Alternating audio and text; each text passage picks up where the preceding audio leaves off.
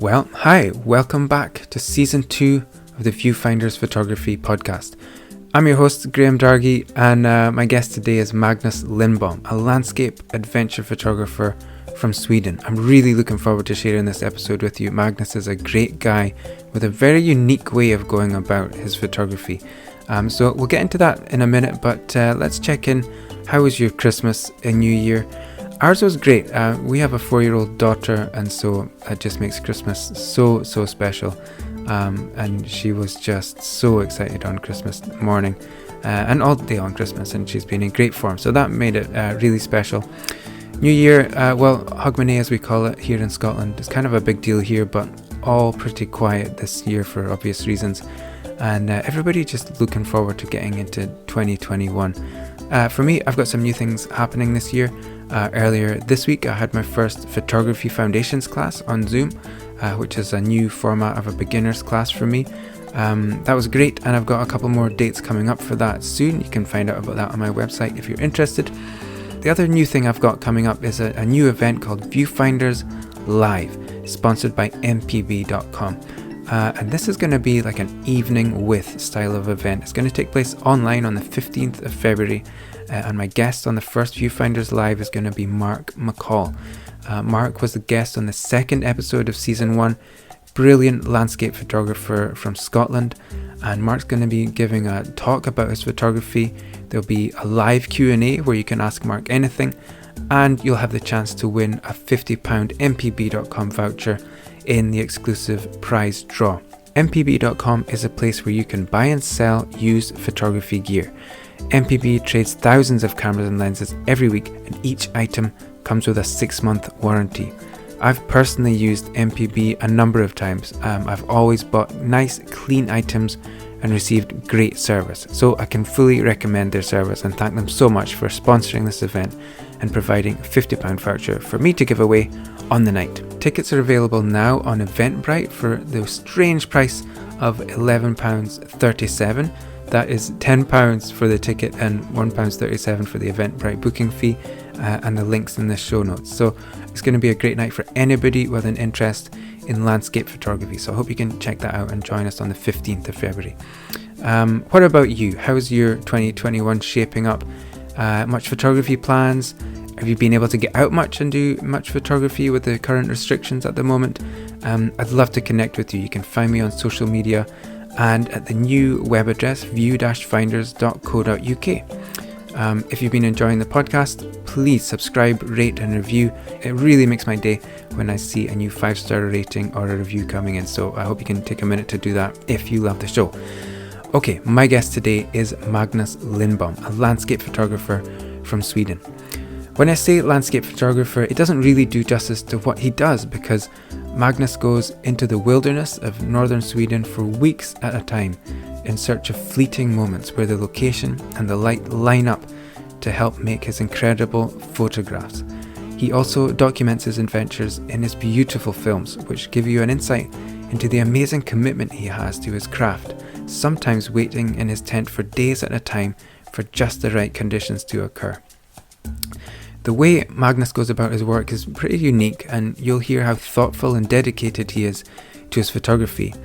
Our conversation covers the time when Magnus knew that he'd found his calling in life, why he loves shooting with a telephoto lens, why he always packs a boat in his camera bag, and much more. You might hear the sounds of family life in the background of my side of the recording during the episode. I'm sure you'll understand these are recorded in my office at home. I hope it's not too distracting for you, but without further ado, here is my conversation with Magnus Lindbom. Hi Magnus, welcome to the show. How are you? I'm fine, Graham. Thank you so much for having me. Thank you for joining me. I'm so happy to have you on. Can you, for the listeners who might not know your work, can you introduce yourself and just tell us about the kind of photography that you do?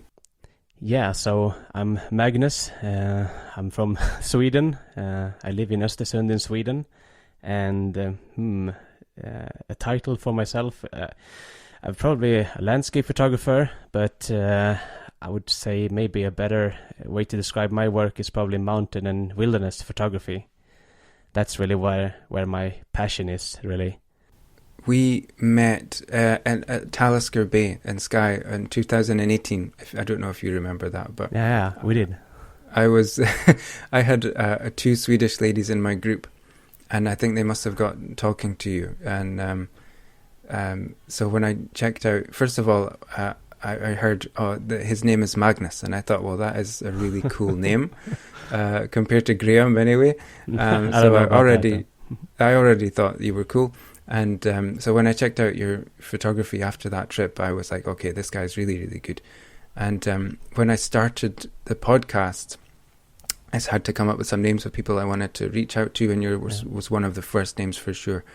And and then at that time when I tracked you down this year, you just released your film Alone in the Wilderness. Yeah. And that it's just such an impressive piece of work, and the dedication and commitment that you show to do that. Yeah, thank you. And your new film, which has just come out when we're recording this in December 2020, do you say Rapa? Rapa, yeah. It's terrific. It's really good. And so it's a great insight into the sort of commitment and dedication you have for your photography. And so we'll get into that later, but I'm always curious about people's backgrounds and upbringing. So I read on your website that you grew up in Stockholm. Yes. How was childhood? Was it good fun? How was it growing up in Stockholm? I think I was spoiled with a good childhood. Looking back at it. Mm-hmm. So yeah, I was growing up just south of Stockholm. We did have my parents had have a house a bit further south, and they have a sailing boat. So we were out a lot in the archipelago of Sankt Anna, which is a bit south of Stockholm then, just east of Norrköping. So we spent a lot of summers out on that sailing boat. That's really, I have memories of that and playing soccer. Mm-hmm. Yeah. So was that outdoors kind of lifestyle, was that a big part of your childhood, would you say?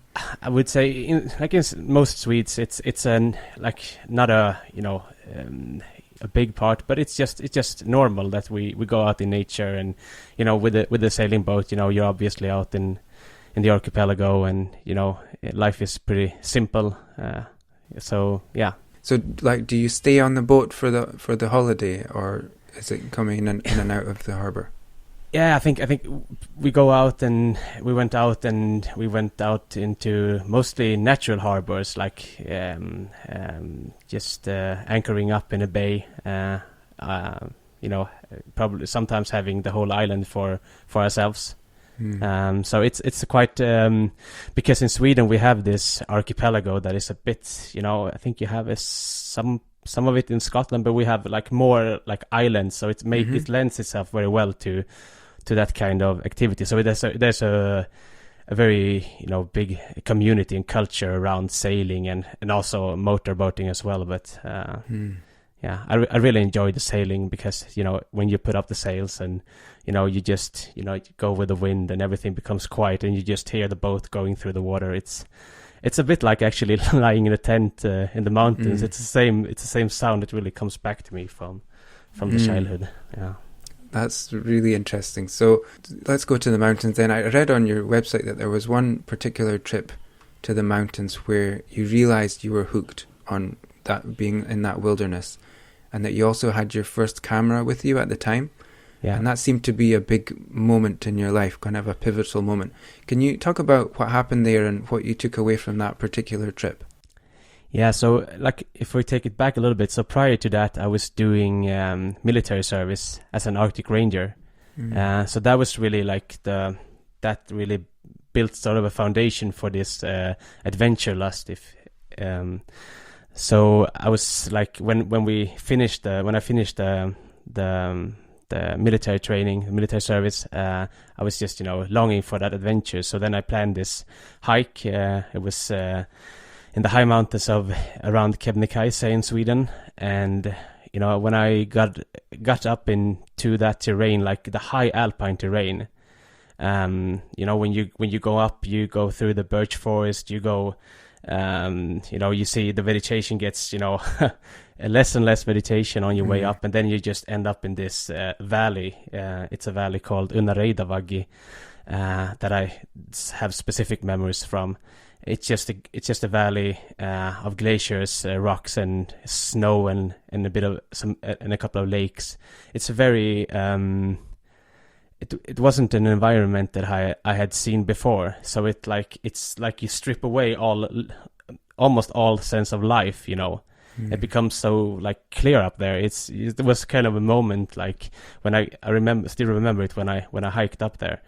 But then with the camera, I guess for me it was like just I was just feeling that this is something. It might sound strange, but I was just feeling that this is something that I'm probably gonna do. I didn't know really how or probably why. I just felt like that feeling of like this is something that I'm so interested in, or it just it's really. Yeah, it's really hard to explain really what it was. But I think I've always been like a creative person. I always liked that part. And then you mix that with the part of the adventure. You venture out into the wilderness, and you don't really know what you will see. And then to have your camera with you to document that, I think that's just and then to try to capture the place in a way, like that's what all of us landscape photographers are doing, right? Trying to do that. So that really was the start of the journey. And so that was when you realized that, when you said this was what you were going to do, did you mean that in terms of the photography? Yes, and probably the adventure. I think they Just both the combination. the combination. They came like together in a complete package. That's really cool, and that was very clear for you at the time.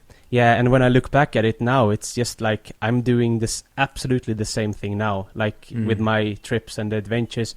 It's just that for each year you learn. Of course, you learn a bit more. You develop.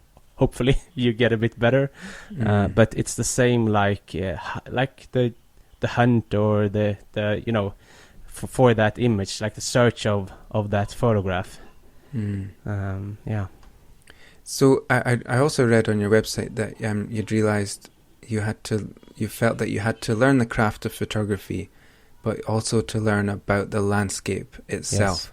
Yes. That I thought that really made sense to me, but can you expand on what that means to you?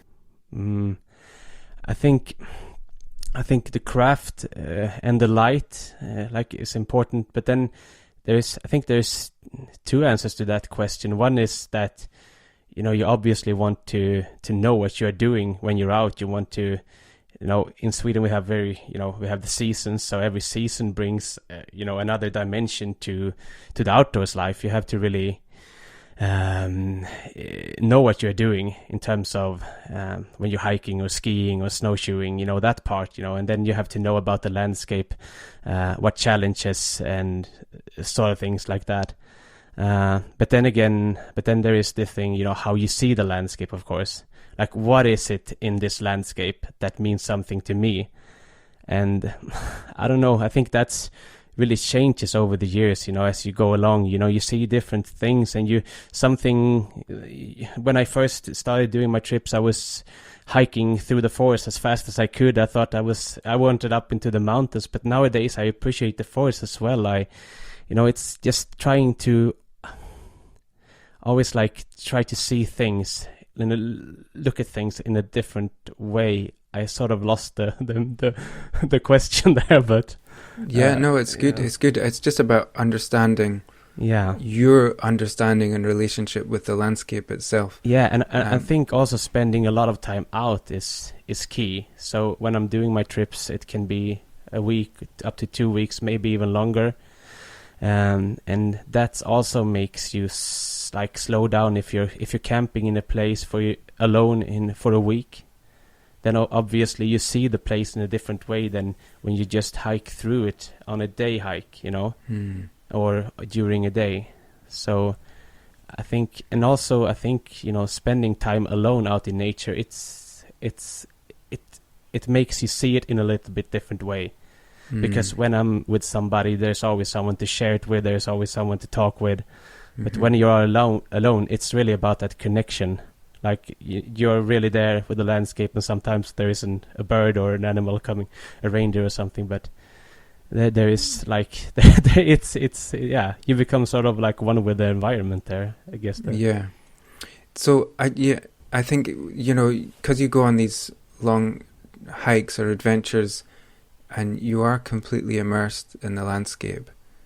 For me, like most of the time when I go out for landscapes, I'm out for a couple of hours or the morning. Yeah. And I have that couple of hours. I'm in a rush. I'm trying to shoot a video probably at the same time. Yeah. And then I have to get home, probably pick up milk on the way home. Yeah. And it's like there's pressure on it. For me, there's pressure on it. I guess, I mean, it's still I find landscape photography is relaxing for me, but because it's work for us, you have to turn it into something. Yes. A video or a photo or a blog or something. It's going to be something. There has to be some kind of outcome from it, really. So there is that pressure on it. But I felt like the way that you can completely immerse yourself in that, it must add a depth of understanding or just a different, I don't know, relationship or understanding with the subject matter, really. Do you ever shoot in that very fast way, or do you always do that kind of long period of time? So obviously, I'm not only. I have photographed other things during my career.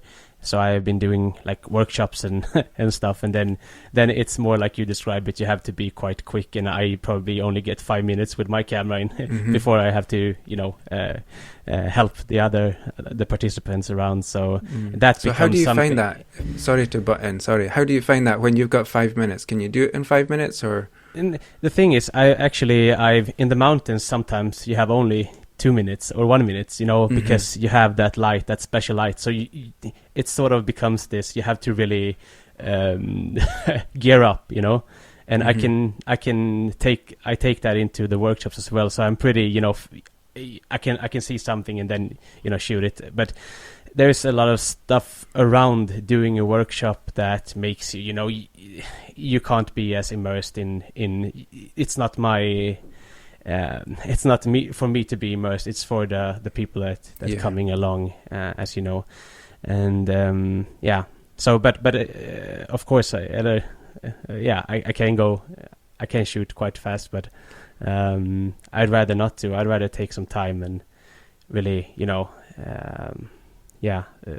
take in the landscape. Yeah. It was one of my next questions was going to be about. A lot of the photographs on your website, I noticed, I'll just name a few, they're titled on the website. There's Endless, Winter Glow, Lights and Peaks, Twilight, several more, Autumn Delta, River of Light. You're capturing conditions that can only last a few moments sometimes on those particular shots, whether it's twilight or passing. There's a rain and the way the light just it lights it up from behind. So we've got that immersion that we've been talking about, and then that need to work very quickly and to capture those fleeting moments. So is there an adrenaline rush? Do you know what I mean? When the conditions switch on like that, how does it feel to be in that moment? Yeah, sometimes it can be quite surreal, you know, if you sometimes when the light happens, sometimes if you go up very early and climbing a peak in the dark. And then, you know, the glow starts to happen. Sort of like when I stand in a sort of that situation, you know, you're completely alone there. You know, this is the moment. You know, you probably felt it yourself at times, and I become, you know, I can get this super adrenaline kick, but then I have to just think, you know, be calm, because you're never a good photographer when you're in that, you know, rush. You know, you have to be calm down a little bit and try to be a little bit objective about your composition, and, you know, if the light changes, to follow it along, and, you know, to think about the image as well. So, yeah. So in those moments, are you carefully thinking things? I'm thinking about it, but I probably go into some kind of automatic mode at that time. Where are you at on that kind of spectrum? Yeah, that's true. I become like this. It becomes automatic for me as well. But sometimes I try to like take a step back, you know, from the camera, and maybe just ask myself, am I doing the right thing with this? You know, or is there any other possibilities that I'm missing? Because sometimes you can be so focused on one thing that you're missing what's happening behind you, for example, or just if you're shooting with a telelens, it can be different like composition just happening in a different place. So I try to just look around like every 5 minutes or so that I'm not becoming too focused, because that's really one thing that I've learned is sometimes you can focus too much on one thing. And then you just take one image of something that you don't really think is something, and when you get home, that is actually the image that was the best one. Because things just looks different in real life and on a screen, right?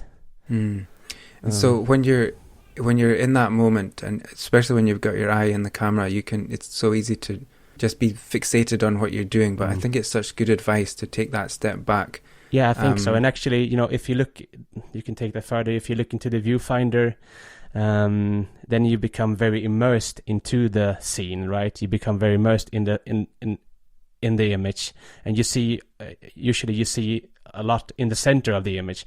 But if you take a step back and look on the screen of the camera, you see the whole picture in a little bit more like holistic way. I think that is a good tip also for people to do once in a while, because the viewfinder is great, but you come so close to the image that it's easy to focus on a detail in an image, like rather than the whole image. Yeah, it's amazing how you can shoot through the viewfinder. I do, and then you look at the picture on the screen, and you're okay. Why didn't I see that thing? Exactly. On the you edge? See the core. You see the framing more. I think that's the thing. You see the corners more, the edges of the frame. Yeah. So when you go to some of these places, I mean, you're in there, they're huge landscapes, huge areas that you can decide where to go. How much can you have something in mind before the trip that you want to photograph, or versus how much do you have to just see what happens in the moment? So I always try to have a plan. So that's the key, to try to have a plan, but then you can't really, the thing is I've learned, like, the good photographs are usually the good moments of light, and they can come in the most in the places where you don't really think there will be a photograph. And then also, if there are places that I've been before, then I know a little bit more what to expect. And you can sometimes, if you go to places where you haven't been, you can Google them. But then again, most places that I go, I try to go on, like, to places that haven't been photographed that much. And then it's really hard to look at the map and try to translate that into what will the photograph look like. And especially, the light, you can always, try to guess, how will the sun play into the valley here, will the, on the peak there. But then again, that doesn't work in reality. You just have to take the opportunities that you get. And I try to be opportunistic or try to take those opportunities. If I get those on the hike in, I do it there, and I try to do some photography there, and maybe stay a bit longer in one place on my hike in, rather than just spending time on in the area that I maybe had in mind when I set out. Yeah, that's really interesting. When I was in Skye on that weekend that I met you, we parked at Fairy Pools, and we were going to walk down there. It's 45 minutes to walk down to the location. And my adrenaline was going because I was leading the tour, but I just wanted to get there. You just want to help people get the pictures that they came for. So I'm marching down there, and one of my Swedish guests was saying, Graham, it's not the best part of the journey is the going, not the destination, something like that. And they had their cameras out just on the path down, down from the car park down into the glen, and they had their long lenses out shooting down the glen, things I wouldn't have ever seen, but they were experiencing the journey rather than just trying to get to the location. I think I learned a lot from that. Maybe that's a Swedish thing. I don't know. Yeah, I think we have a saying for that. Det är resan som är målet in Swedish. Okay, cool. Yeah, it's the journey that is the goal. Maybe that translates into English as well. I don't know. Yeah, no, that's right. Yeah. So when you get to that location, how do you how do you start to put a photograph together? Do you have like a go-to sort of guidelines for yourself that you're looking for a particular way of laying things out, or what's your kind of first step when you get to a location? Yeah, so some locations might be very like, this is the composition, right? But I find that there's those locations where you just, you can try to scout out a location. I just take my phone out because I have the phone with me and I have a power bank, so I have it power in it all the trip, and I can just grab the phone out and do like a sketch, snap a sketch image on the phone and try to see how it looks. But I like my process is more like I try to look at like, how is the light? What is the light at the moment? And sometimes you have this, you have this image in mind, this is one of the images that I want to try, but the light isn't right for that one. You may be grabbing one or two frames on just to have something, but it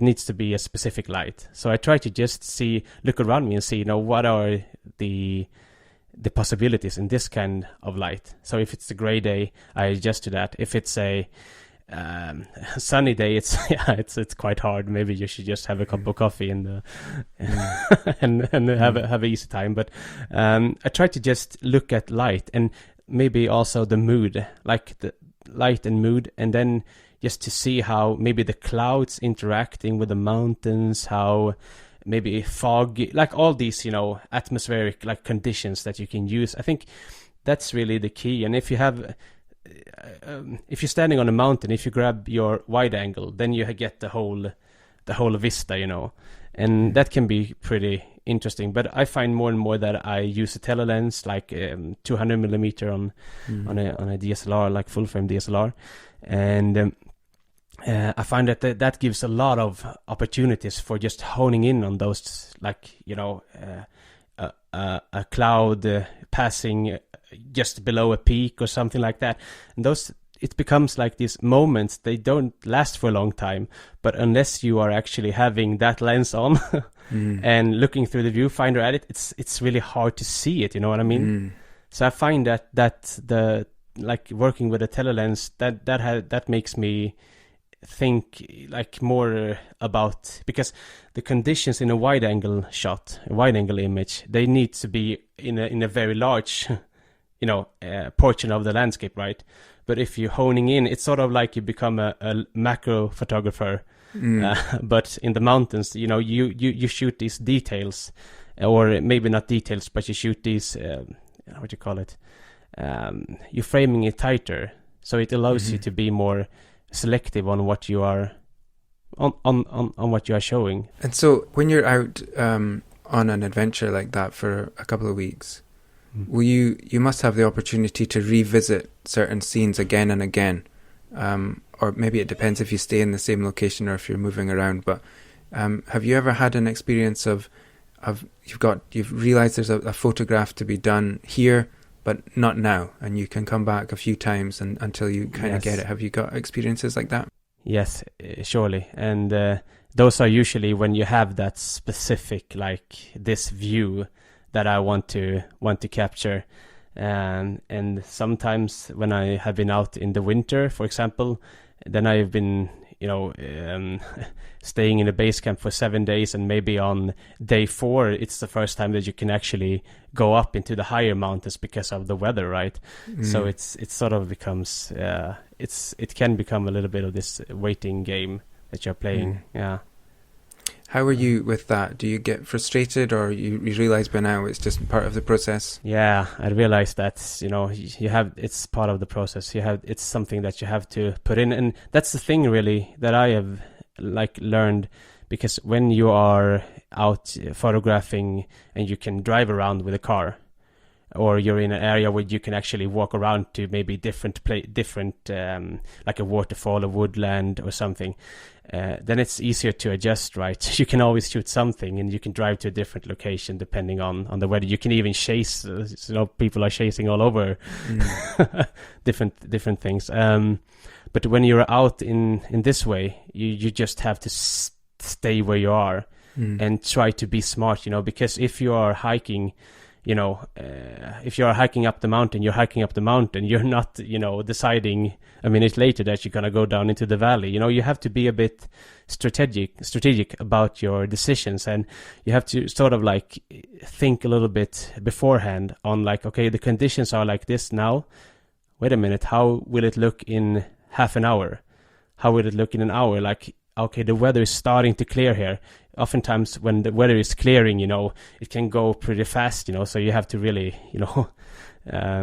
be a bit, think a little bit beforehand. Think ahead, exactly, yeah. It sounds like you're just very alert at all times when you're out there. I mean, like some locations you can go to, like Skye is a good example. You can just show up at the locations and you can just do it because they're just there and they fit the camera.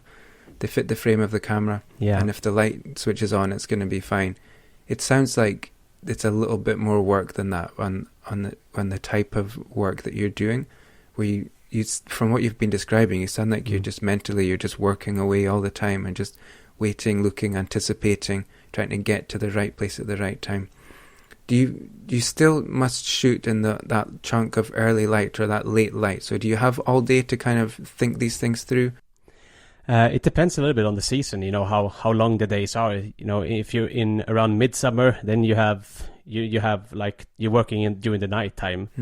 And if you're in midwinter, then you have a very short window of light. Days are very short. So I think in summer it's probably the most frustrating if the weather is clear. That okay, the light will get good, but it's a whole day. And if you're in the place where you have a base camp, days can become pretty long. So you have quite a lot of time to, especially if you're doing a longer trip and having this more of a base camp style, you have quite a lot of time to actually think it through. It's not a problem with the time there. So when did you have the idea to start making films of your adventures? I know you've done a few small video clips previously, yes. But when did the idea to do like a longer form film come about? Yeah, that's a good question. So as you say, I've during the years I've filmed a little bit just with a phone, and as probably everyone else, when you're out on an adventure, you try to document it in some ways, but it doesn't really cut it when you want to tell a story about a trip. It just becomes like sort of some highlights of the trip, right? So for me, it's actually been like I haven't really been exploring the editing process, but then come the pandemic, and I got a good time to actually explore and learn Final Cut, which I'm using. So that's become a eye opener for me. Okay, so now I'm starting to feel like I can do it in the editing process, and I've been trying to tell the story through my photography and through blog posts a little bit, but I always felt like it's just so hard to get people to know what it is about when you're out. Sometimes I don't even remember myself, so it's how can I convey that, like, those adventures to people, like in words, especially people that maybe haven't been in those places. So I thought it through, like, okay, maybe I should try this thing.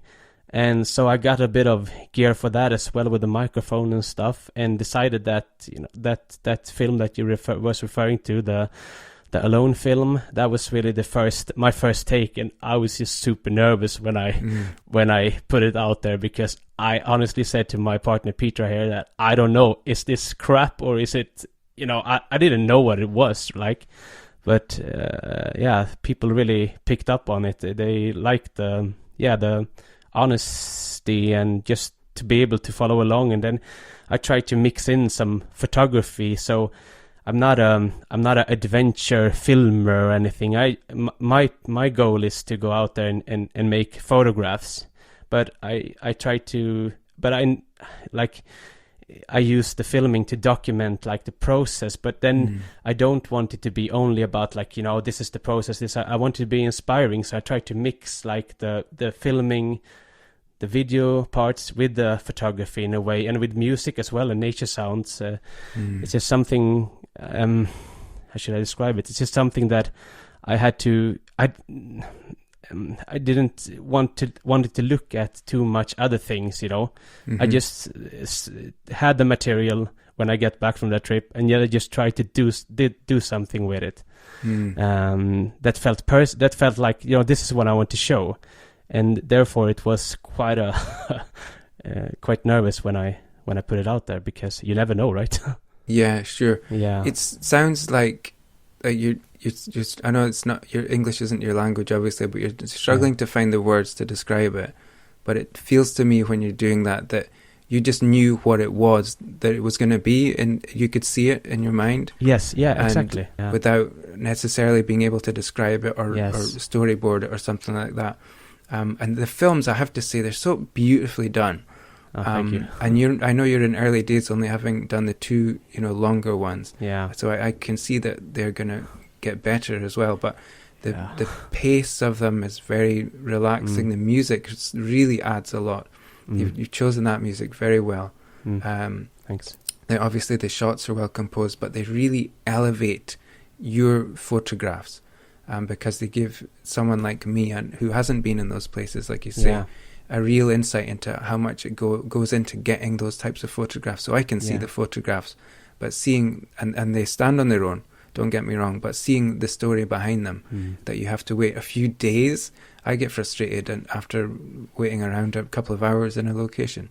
Yeah. And so it really elevates what you do. It really shows people the value of the way that you go about your work. So I congratulate you for that. I think they're great. Thank you so much. Yeah.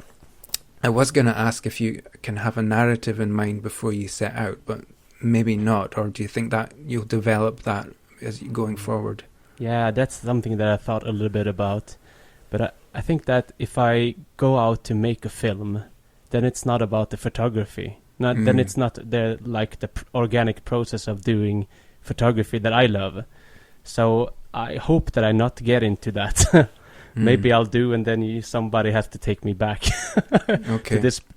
because I honestly think that it becomes the best if you do like what you love, like, you know, do the stuff that you should do. But then, like, I want the films to be beautiful and stuff, but I don't want to put in too much effort on the filmmaking. And I think I think that's a balance, right? But that's a good balance, because when you're out on an adventure, usually you don't have that many batteries with you. You don't have that much energy to do all these takes, you know, because I'm a perfectionist with the photography. But like the filmmaking has really, you know, brought out a little bit of more, you know, I just have one take. If I paddle with a pack raft across the scene, you know, I will only do it maybe 2 times, but, you know, then I have to go. It's not a studio. It's not, and I think it becomes genuine if you are doing it that way. I think you can, sometimes people are trying to do things maybe a bit too perfect, and then you lose that spirit of like just what is this about? It's pretty simple. You know, I'm out there with the camera doing these adventures. It doesn't have to be, you know, it doesn't have to be perfect. It just has to be something. Yeah, if you know what I mean. I do, yeah. So the shots, just when you've said that, described that, I can realize the shots that you do for the videos are actually very simple shots. Yes, like they the are. Camera will be still most of the time, but it works beautifully because you'll be moving through the shots, or the weather's I think changing. maybe if there was like a big production, people like it doesn't, because people are sensing that, okay, he's out there with it, putting out the tripod and filming himself. That becomes, therefore I'm probably a bit it's a bit easier for me, because I don't have any pressure that it has to be, you know, perfect. You know, it's good if it's not perfect sometimes, because it adds to that authenticity, right? That I probably I want my stills to be perfect, but the videos can be a complement to them, and they don't need to be I think that's a good it's a nice blend of the two. Maybe that's what makes it interesting as well. I don't know. Yeah, Yeah. I can understand. I can relate to that a little bit because I do some location videos, and as I said before, and they're nothing like yours. They're fast and furious, and a selfie stick is involved in a phone. But you suddenly, I'm buying a microphone, and then I got another microphone, and then I find myself I'm going around doing photography with a lapel mic on, which just seems really strange. Yeah. And then you have to pull yourself back, like you say. You're doing take after take, trying to say the sentence that you're trying to say, and then you're like, okay, I'm here to take photos. What am I getting? What am I doing here? Yeah. So it's so easy to fall into that.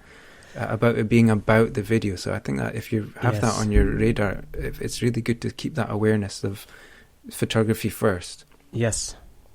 You mentioned it. I was gonna ask you, but when I was watching your film, I saw you paddling away across the lake, and it occurred to me that you're going to have to come back to pick up the camera. Yeah, that's a bummer. Yeah. That's a real bummer. Yeah, I should probably do like a retrospective video then in a couple of years when I'm only going back to get the camera, and that would probably be a 2 hours film. Yeah. So you have a lot of editing to do after those shots. Yeah. And also it drains the battery quite hard, when you're doing if I'm paddling 1 minute, and doing 2 takes of that, I'm halfway down on the battery almost. But even for yourself, so you've got you've got a lot of gear with you as well, so you don't want to do that too many times. No. Okay, I just wanted to talk about the films because they're so great, and I can see that being a big thing for you going forward. Yeah. And also I'll put links in the show notes so that people listening can go and check those out. I wanted to ask you quickly about Scotland, because I know you've been over here a few times. When did Scotland first... when did you first come to Scotland, and what is it about shooting in Scotland that you really like? Yeah, when was it? I can't remember the exact year, but it was definitely more than 10 years. It was 10 years ago. I think I went with a friend over there, a photographer friend, and I think as with Scotland, you've seen a few images, and I always felt like Scotland is about the mood, right? It's about the weather, like the bad weather. Yeah, that's really and there's like, I think the mountains are really beautiful, and the coastline is just spectacular. So I think there's something about Scotland, like for me it's about like that weather meets the coming in from the sea and just meets the mountains. That's really what I see in front of me when I think of Scotland. So you still come over quite regularly? Not this year. Yeah. Obviously. I try to do that, mostly, leading workshops, but I've been over a few times myself since that first trip as well, doing some hiking, but I haven't done any longer hiking in Scotland. Do you have do you shoot on the coast in Sweden, or do you mainly stick to the mountains? As of now, I'm really focusing on the mountains. I have done a lot of photography at the coastline, especially actually when I was learning photography. I couldn't be up in the mountains, or I was a student, and I had limited amounts of travel time and money, so I just were out practicing in like the local areas, and there's a lot of coastline close to where I lived in Stockholm, so I've shot a lot of coastline. Nowadays it's not so much, but I just love when I come out to the sea, the smell of the salt water, and it's just something special to me. So, and sometimes I miss the like you have in Scotland, the tide. Like this, so it's so changing. It just gives you a lot of opportunities. I can sometimes miss that in the mountains, because things can be quite static. You know what I mean? Not always. The best days are when the light is changing a lot. But on a clear summer's day, it can be pretty static for a long time. Of course, if you're moving, then you can get to different. But I love the way like the tide can give you different possibilities, and you work with long shutter speeds, or you get a lot of creative freedom at the coastline, I believe. Yeah, I think that's what really draws people into those places, right? Yeah, I love it. You can be if you're there for 2 hours, you're getting it's completely different when you leave when you got there. Yeah. And as you said, you can do things with shutter speed and so on, so you can have a lot of fun with that. Yeah. Of course, you're still waiting for that light, but if it's working, it's good fun. We're running out of time already. I feel like we just got started, but it feels like that. Let me ask you about your equipment. What's your go-to camera and lens combination? What comes out of the bag when you reach in there? Yeah, so I shoot with a Fujifilm GFX system. Mm-hmm. So that's pretty a little bit different. In it's not the mainstream choice especially not for wilderness, like the kind of photography that I do. Mm-hmm. But I like the quality that I get from that system. It's just beautiful. The go-to, that's a hard one. Like the easy answer would be, because I have the GFX 50R, the most lightweight option in that lineup, and the 32-64 is a great lens, like a normal zoom. But then again, I told you that I enjoy the telephoto from higher up in the mountains. So when I'm higher up, like the go-to, I actually have like a 250 lens. So that's a 200 equivalent. Okay. So that's really one that I have worked a lot with. And of course it doesn't give you the flexibility of a zoom, but it actually forces you a little bit to just have that focal length and just go with it. And I found that it works quite nicely. So it doesn't work, of course, if you're close to a river or something. It will be too long. So for that scenery, for that type of landscape, I would probably go with a 32-64. But higher up, the 250 is like probably the one that sticks to my camera the most. And so, is that the medium format Fuji? Yes, it is. Okay, so that 32-64 is equivalent of... It's a 25-50 millimeter on full frame, yeah. Okay, so that must be producing a really nice image file for you then. Yes, it is, yeah. And Fuji have a great reputation anyway. Add the medium format size. I can see why you use that for the scale and scope of the scenes that you're shooting. And so you take a lot of equipment with you, right? From what I can gather. So what kind of tripod are you using? So I'm using on the summer trips, I'm using a Faisal. It's a Faisal. I don't know. It's one of the lighter. It's called Tournament Series. I can't really recall the numbers of it. 33. Yeah, I wouldn't know which tripod I have either. But and then I have a ball head from Akratech. Okay. Which is a really nice ball head, I think. Mm-hmm. And I was curious about your batteries, because how many batteries do you take up there? How does that work?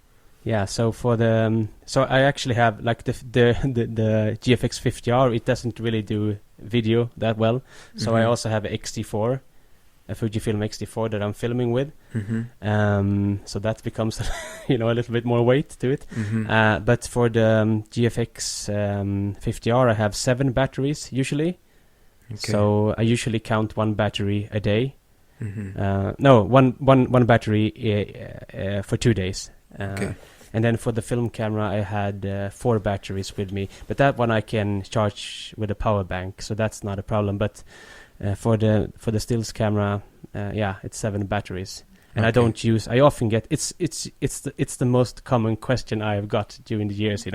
How do you solve it with the batteries? Now I have so many other problems out there. It's the batteries are the most simple. But I understand why people ask, because it's the obvious question. Everybody has problem with the battery life of the camera. So it's such a photography nerd question. Yeah. I don't have battery problems. I don't know if it's just me, but my batteries last forever. I don't know why people complain about it. I think it's maybe a little bit about the shooting style as well. Some people are running around shooting like crazy, and they will blaze through a battery in 2 hours. And sure, yeah, my phone battery dies because I'm always on the selfie stick. Anyway, one thing a lot of photographers don't have to take with them is a boat. How does that work? Does it fold into your bag, or what's happening there? Yeah, so it's called a pack raft. It's become pretty commonly known, I think, especially in the outdoors world during the last year. So I used it for 5 years now, I think. But it's actually an inflatable boat, really. It's just one of those you can buy for your kids, but it's a little bit more rugged and actually done for some serious whitewater if you want to do that. But I mainly go on lakes. It's a tool to get to places where you probably can't get otherwise, because you can always have a canoe or a kayak, but then most places you can't really carry that, or it's a really, it becomes a really struggle to get it there. So the packraft really opens up, a little bit different places for photography, and I really enjoy traveling on the water. Yeah. Okay, I was going to go back to ask you what an Arctic Ranger is, because it sounded really cool. I meant to pick you up on that at the beginning. Is that where you learned all your outdoors skills? Yeah, so it's a training. It's a what you call it? It's a training program here in Sweden. It's seen as one of the the hardest. I think that's the Arctic Ranger, and the parachute. I don't know. It's called a parachute ranger. Is the hardest one. But yeah, we were trained to do combat in small groups. So we were living out there in the, not necessarily the mountains, but the marshlands, the forests. In really cold temperatures. It's just like a special forces type of thing, and small groups. I really just enjoyed it, and I think I've actually taken a little bit of that with me when I've guided groups, because it feels like you're on a small group there. But yeah, for me it was a crash course into the things that I do now. It was such a great learning experience, but it was really hard, tough. Yeah. Do you know who Bear Grylls is? Yeah. Are you like a real life Bear Grylls? No. Bear Grylls with the camera? No, I'm not that extravagant. I think I can be funny, but yeah, I think actually I listened to his book on an audiobook, and I think he gives another impression of himself when he's describing himself in the book. For the TV, it's a show, and I think he seems like actually quite a nice guy, but I can't really relate to the spectacle of those kind of adventures, because it seems a little bit over the top. Yeah, but you can survive in the wilderness for 40 days, right? So that's quite good. Yeah. I was going to ask about your camera technique, just to get really nerdy for the photography nerds who might be listening. So how are you working the camera? When you get there, finally you've kayaked up the lake, you've climbed the mountain, and you've got the camera up there in your hand. What are you doing with the camera once you get there? How are you using that? Yeah, so as I said, sometimes I just go with the phone first, but I usually just try to go without the tripod first, just to see, which angle is, just to try to sketch things out. What is it that I want, and then it's just a matter of when you find that idea, or this is the composition, then it's just about setting up the tripod and then trying just to fine tune it. Look for things look for these visual errors or stuff, things that you don't really see when you look at it just as a normal viewer. You want to raise those errors, so you have to look through the corners, edges of the frame, try to think about the whole image. And then for the technique, I think the technique part is it's just so simple these days. But I use manual focus. I use manual exposure settings with the shutter speed and aperture and stuff like that, and always, or at least as much as I can on ISO 100, the lowest ISO that you can get on the camera, or the base ISO is. Yeah. So yeah, the technique ends up being the simplest thing out of everything that you're doing, isn't it? Yeah, because when you're beginning photography, it can be quite a hurdle to get over. But once you get over that, especially these days with the histogram, there's so much latitude in the raw files that we get. So it's just becomes more about the image that has to be done. And then, of course, sometimes the wind can be a problem, as you know. And then actually I've been doing when it's blowing a lot, it's usually better to just skip the tripod and just go handheld, especially if you have the like an image stabilizer in the lens or in the camera body. That's something that I have been doing a lot in the wind, because it opens up, because sometimes light is good when it's windy. You're not shooting particularly long exposures and things like that. I haven't noticed that you are. So, yeah, that's a good option for you then. Yeah. I usually not doing any, like, if you're up on a mountain, I see very little, like, there is a value to it in terms of getting the sky different, but I kind of like it to go with the shorter shutter speeds, but yeah. Thanks for sharing that. I know we're sort of running out of time here, but let's jump into the next round, which is called double exposure. And I'm going to ask you about one of your photographs in particular, which I really am into. And then maybe there's a photograph that you can tell me about, which was a big moment or a very memorable shot for you. The one I want to ask you about, there were a couple that I really love River of Light. I just think that is quite an incredible shot. But because I like long exposures and you can see the water moving there. Yes. But I'm going to ask you about autumn and winter. It's just to describe it. I believe it's taken in Sarek National Park. Yes, it is. Yeah. And you seem to be on top of a mountain overlooking this valley. Yeah. Where it seems to have been winter on the mountains and summer in the valley. It's quite an extraordinary shot. Can you remember that experience? Yeah, I can't remember. It was probably last autumn. The year, 2019. And I think it says. And yeah, that was just a fantastic, because you have the autumn colors down in the valley, and usually the first snow of the season comes, but this time it came like during 2 days, so it came a lot of snow. So I was actually staying in a tent there for 2 full days in like a snowstorm, literally, and waiting it out. And then I woke up on the third day. I had already been out for, I think, a week, so that was probably 10 days into the trip then.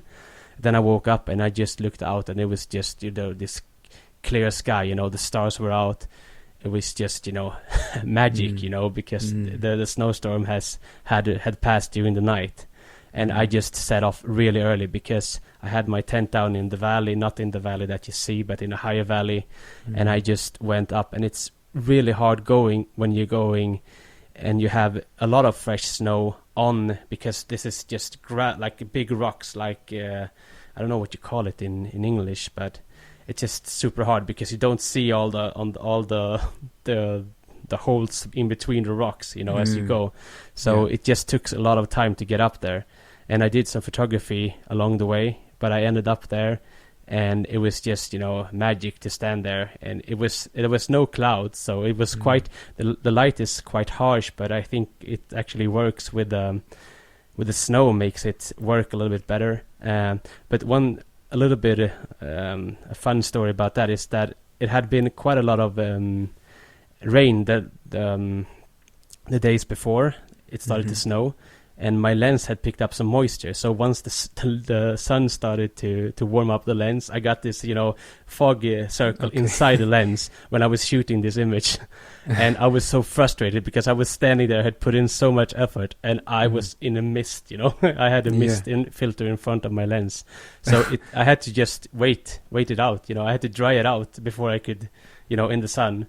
And eventually the mist disappeared, and I got to make the image. It sounds like a great day. I can't imagine what it's like to just have to wait in the tent for a couple of days. Yeah, it's actually quite miserable.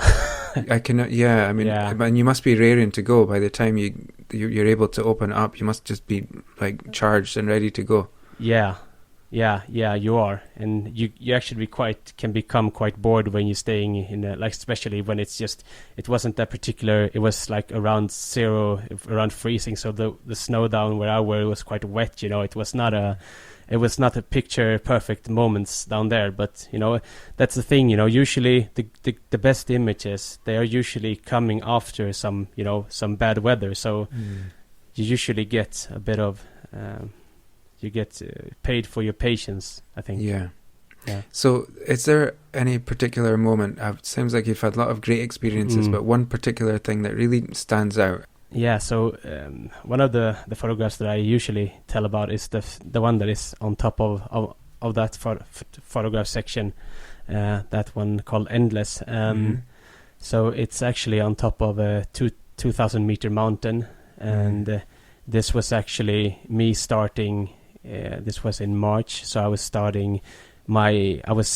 having a base camp, and just getting to the base camp, where I had the base camp, was like almost 4 or 5 days of work. It was like minus 20 degrees when I woke up in the mornings, almost for a week.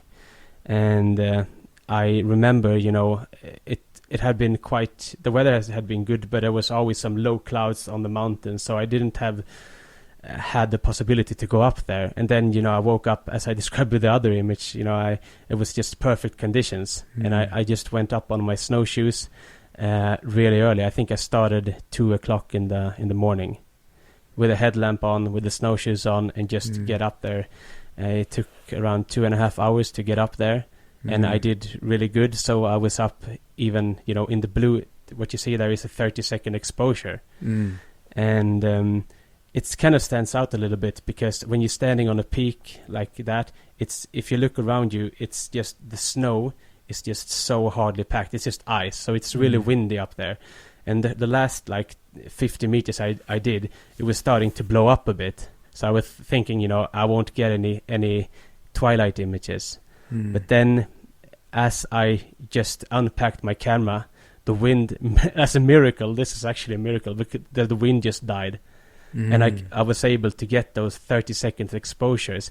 And that's really, to me, when I look at that image, I know it's hard when you look at it as a viewer. You don't know the backstory, but I put it up there as the first image, because as I look at it, it's, as you say, it's one of those rememberable moments. When I put in like almost 10 days, the trip was not only about that image, but it sort of sums up my experience and my drive and passion for it, because and I like it because it's also a little bit odd to get a really really like long twilight image from a high mountain peak. Yeah, it's quite an extraordinary shot, really. The blue hourness of it is so on the blue hour, but with just that, must be the first rays of daylight just there coming in from the side. And kind of what I like about that, if I just add to it, is that it's kind of blue adds a bit of calm to it. But if you look at like the main peak in the middle, it's quite it's quite a bold, like it's quite a dramatic landscape. So I kind of like that contrast. It maybe not adds the drama to the scene, but I like the calmness of it. Well, that really sums up all of your work, really. I would say there's this sense of calm that runs through everything. And it's certainly a reflection of your personality, I would say. So I'll put the link in the show notes for these images that we've spoken about. So this one is Endless. The other one I was talking about is called Autumn and Winter, and that's on Magnus's website. Let's move on to the quickfire round, and I call this round Motor Drive, because it's like fast moving, like an old camera. Anyway, so, okay, I have 10 questions. Let's go. Wide angle or telephoto? I've answered it. Telephoto then. Okay. To stick out a little bit. It's so funny, because you think it's landscape, people are going to want wide angles, aren't they? But I think the telephoto is so valuable. I always kick myself when I don't take it. Yes. And then I always take it now, and I never use it. So yes. Okay, coffee. Depending on the scene, though. Yeah. Coffee or tea. Coffee in the summer, but tea is good in the winter to stay hydrated. Okay. Yeah. Head or heart? Heart. This is a tricky one, and this is what the listeners really want to know. Dancing Queen or Final Countdown? Final Countdown. Okay, cool. I can go with that. What was the last great book, movie, series, or album you experienced? Ooh, the last great album. I'm really into Bon Iver's music. So his latest album, was it called I think? It has very strange titles. That's the source of inspiration for me, Okay. Do you listen to a lot of music on your trips? Yeah. On my trips, it depends a little bit. Sometimes I do, but I usually don't listen to that much music actually when I'm out. Sometimes I do just for a moral boost, but yeah. Okay. Expensive lens cloth or just the corner of your shirt? I usually use like paper tissues, so no expensive stuff, but not the corner of my shirt either. So a paper tissue. Yeah, that's handy to have, isn't it? If you Yes. get a bit of wetness on there. Okay, what's a weird thing? I'm sure there's a few things. A weird thing I could find in your bag, apart from a boat. Yeah, in the winter, a peeing bottle, a pee bottle, like to pee in. Okay, that's a weird thing. Yeah, I haven't heard that before. Do you have? I saw on your video that there might be bears around. Do you have like a bear repellent spray or something? No, like that? we don't need it here because they are quite. They keep their distance and they are afraid of humans. So there's nothing to be particularly afraid about. Yeah, they're definitely scared of you because you had special forces training. So okay, who's your favorite photographer just now? That's the thing is, I haven't looked at, because I've been working so hard with my own stuff, I haven't looked really, so I can't really say now. But I just go back. I have bought a few books of a Swedish photographer, like old photographer called Elvin Nilsson, which is, he was a park ranger in Sarek. And I think those are, for me, that kind of work, he was living out there for a long time. I think that's what I'm being inspired about, just his story. So I think I would say Edvin Nilsson at the moment. Okay, you have to Google him. I can put it in the show notes. Yeah, we will. That's a great answer. Thank you. And finally, when do you feel at peace with the universe? When I'm standing on top of a mountain on a perfect winter's morning, and with a bit of chilly wind blowing in my face, then I know what it is about. That's good. Great answer. What's the future looking like for you? It looks like on your website you're working towards a Mountains and Beyond project of some kind. What can you say is on the radar for you? Yeah, so the Mountains and Beyond project is really, it's everything I do. It's in the Swedish mountains. It's a bit hard to define, so I just put a name on it, and maybe it will become clearer as we go. But what I'm planning on now is to do quite a lot of photography during January and February, during midwinter here in Sweden, and try to really push myself in terms of that. And then alongside my own photography, I also working on like an own academy type of thing, where I will teach the kind of photography that I do online. Then so that has taken a lot of time during autumn to prepare, and now I have worked a lot on the film, and I go a bit back and forth, and now I'm looking into getting out again and photograph. So do you shoot some of those? Is it? I don't know if it's tutorials or whatever. Do you shoot that when you're out on the adventures as well? Yeah, it's I'm starting with this now, so it's become quite a lot of work just to shoot the films. But I will try to do some teaching material also when I'm out. And my goal is to use my adventures also as a way to teach people, like to add that element to it. But that will be in the academy and not on YouTube. So that's really coming, but it's something that I'm working on a little bit behind the scenes at the moment. Yeah. Yeah, I'm sure it's a lot of work to get that to completion, even to get it started. So, well, we'll look forward to seeing more about that as you get on it. So, I want to thank you for your time, Magnus. I know we've gone way over time. Yeah. And I just feel like we didn't really scratch the surface, so maybe we can pick this up again another time. But thanks a lot for calling, and I really, really appreciate it. It's great to talk to you and get an insight into what you do. It's so unique, and it's quite difficult to find unique type of photography nowadays. So really grateful to have met you and to have called you today. Thank you a lot, Graham. And I sometimes it's a little bit hard to find the words in English, but I hope that the listeners can take away something from the conversation. Thanks a lot. Thanks for listening. Follow Magnus on YouTube and Instagram, and check out his website. Links to everything we spoke about are in the show notes. I'd love to connect with you. You can find me at view-finders.co.uk and on social media. And don't forget to check out Viewfinders Live, an evening with Mark McCall, sponsored by mpb.com. Tickets are available now at Eventbrite, and again, the link is in the show notes. If you enjoy the podcast, please subscribe and leave a kind review. It really makes a difference. And if you liked this episode, you might also like my chat with Mark McCall, which is episode 2 of the first season of the show. Okay, thanks again. Take care. Enjoy your photography, and I will see you out there.